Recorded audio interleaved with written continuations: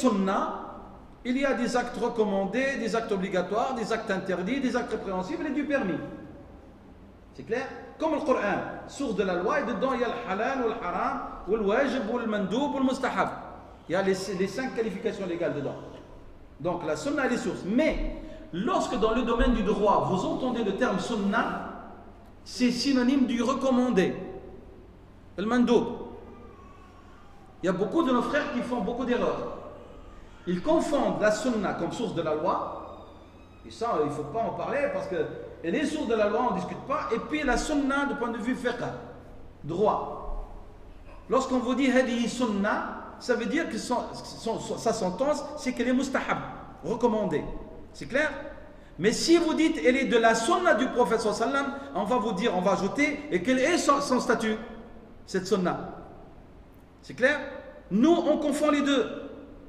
Et alors pour nous, tout acte sunna il est obligatoire. Non, pas du tout. L'acte sunna peut ne pas être obligatoire. L'acte sunna peut ne pas être obligatoire. Et dans l'utilisation des juristes, le terme sunna veut dire mustahab. Recommandé. On dit la tahiyat al-masjid sunna. C'est l'avis de la majorité. C'est clair? On dit raf'a al-yadayn sunna. Lever des mains. Que ce soit takbir tahram ou entre de takbir tahram et l'inclinaison et la levée de l'inclinaison, on dit sunna. C'est-à-dire le statut c'est la recommandation. C'est pas obligatoire. Donc j'insiste, faites la différence entre le terme sunna comme source de la loi, comme le Coran, et le terme sunna dans l'utilisation des juristes qui veut dire acte recommandé. Voilà, donc ça c'est très important. Dans cette sunna du prophète sallallahu alayhi wa sallam, il y a des actes qu'on ne peut pas même suivre, il nous est interdit, qui sont propres à Rasulullah sallallahu alayhi wa sallam, tels que le fait de jeûner un jeûne continu. On aligne une journée et on la fait suivre par une deuxième. C'est haram pour nous. Et le prophète sallam, il a le droit de le faire. On appelle ça samul wisal. Vous devez, je dois rompre le jeûne.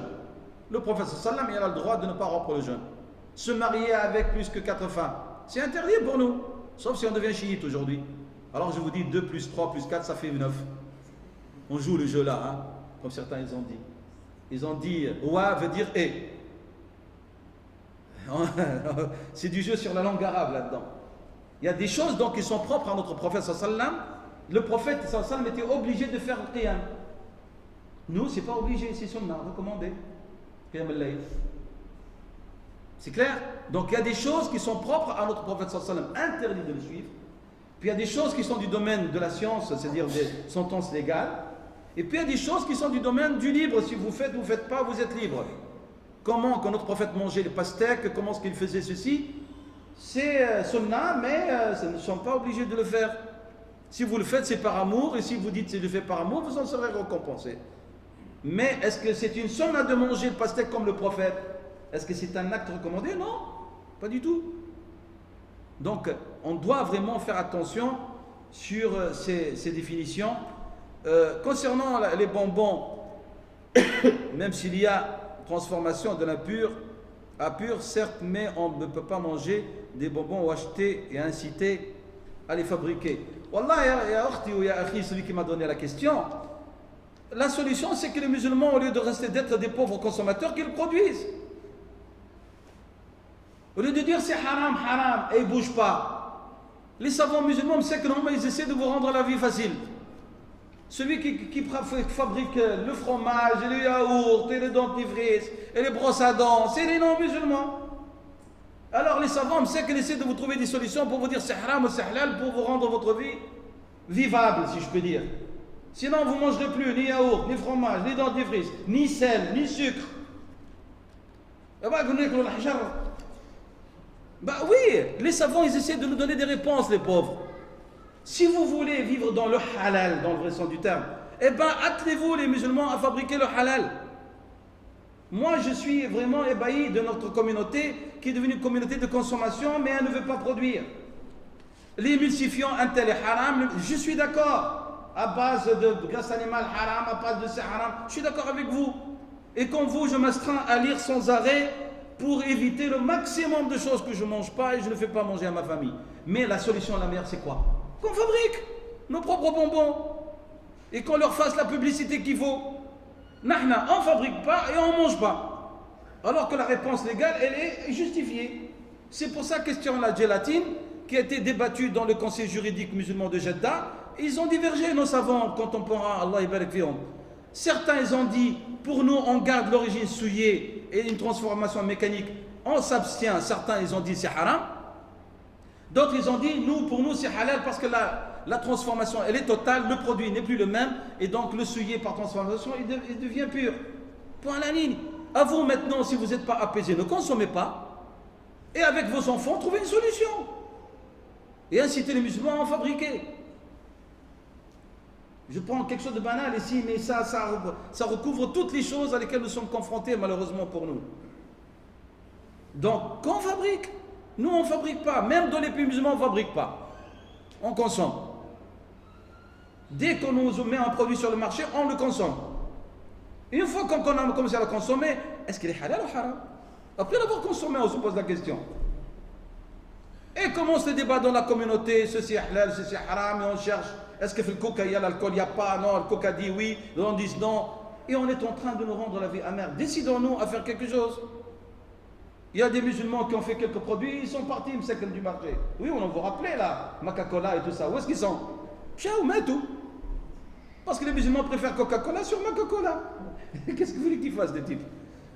Avec quoi il va faire tourner ça, l'industrie si personne ne consomme parmi les musulmans? Et après, on est en train. Moi, je suis d'accord avec vous. De la rigueur, on doit s'astreindre au halal et tout. Mais alors, prenons des initiatives. Prenons des initiatives. À ce moment-là, on donne des réponses concrètes.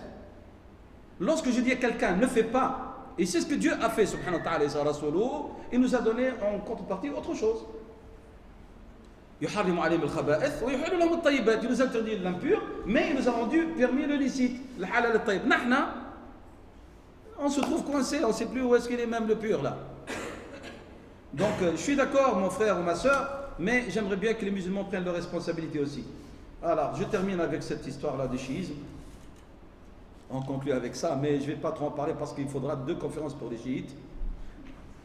Les chiites sont-ils considérés comme un madhab? Qu'est-ce que je peux vous dire? Non, pour moi non. Moi je parle de ma personne. Je n'ai jamais enseigné dans le droit comparatif le madhab ja'farite. Jamais enseigné et je n'enseignerai jamais. Pourquoi? Parce que je considère que les assises ne sont plus communes, ne sont plus communes. Lorsqu'on vient mettre en cause le consensus des compagnons, lorsqu'on met en cause la sunna de la sallam transmise par l'ensemble des compagnons du prophète, qu'est-ce qu'on a de commun? On considère que ma sunna, qui est ma référence, elle est fausse et erronée, et qu'elle est rapportée par des personnes non honorables et non fiables. Et qu'on me dit que les compagnons du prophète, ils ont changé et modifié la religion. On n'a plus de tronc commun. On n'a plus de tronc commun. Et au niveau du Coran, eux, ils recourent à l'interprétation plus qu'à l'argumentation à laquelle nous on se réfère.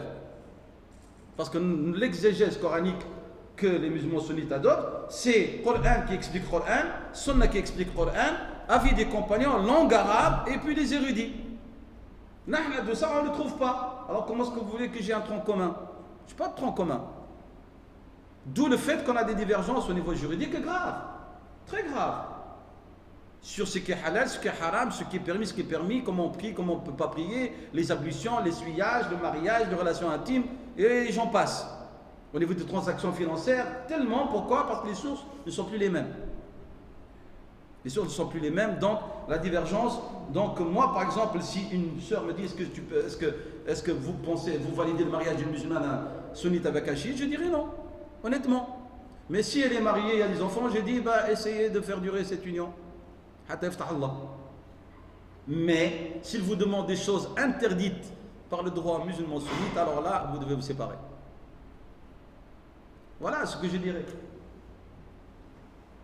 Donc, pourquoi? Parce que la divergence, elle est profonde.